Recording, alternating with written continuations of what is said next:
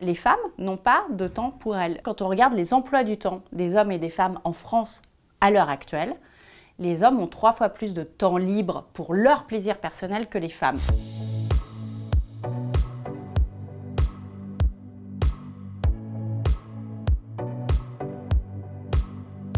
La charge mentale, c'est un concept absolument révolutionnaire puisque ça a mis des mots sur une vraie souffrance des femmes. C'est le fait d'avoir en permanence dans la tête le soin, l'idée, la préoccupation de la maison, de la vie du couple et de la vie familiale. Le partage des tâches, il est très largement inégalitaire dans les couples hétéros. Les dernières statistiques le redisent encore. Enfin, c'est évident. Ça ne progresse pas. Ça fait 50 ans que c'est à peu près la même chose.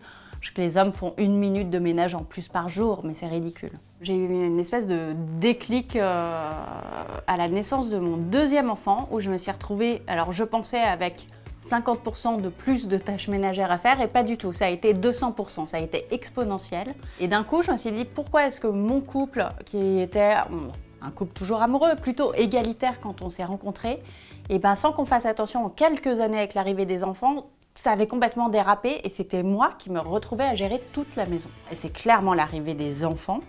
Ça fait une bascule, moi je l'ai vécu et je l'ai vu partout autour de moi. C'est une énorme bascule et qui vraiment peut écraser les femmes. Et il y a de plus en plus d'études qui sortent sur le burn-out maternel.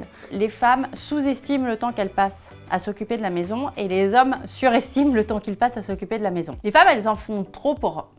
Il y a ce qu'on leur a appris de c'est quoi être une femme et c'est aimer les autres, et aimer les autres c'est s'occuper d'eux, et donc comment je peux m'occuper d'eux, et ben ça va être en faisant tourner la maison, qui va effectivement un vrai truc de tradition, un vrai truc culturel, mais je pense aussi qu'il y a un lien avec le fait de pas avoir de pouvoir dans la société.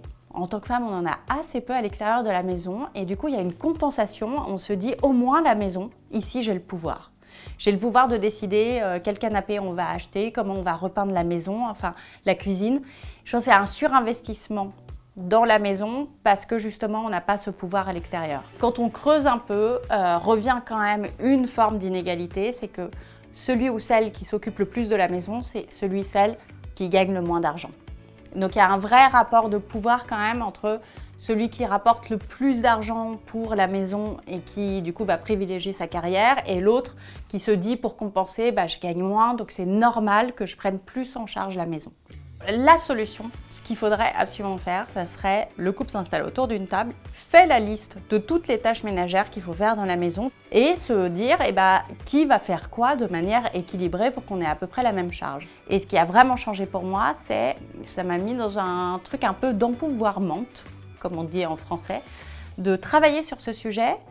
Il y a un truc dans mon attitude face au monde qui a changé, un truc de moins m'excuser et d'avoir moins peur d'aller au conflit.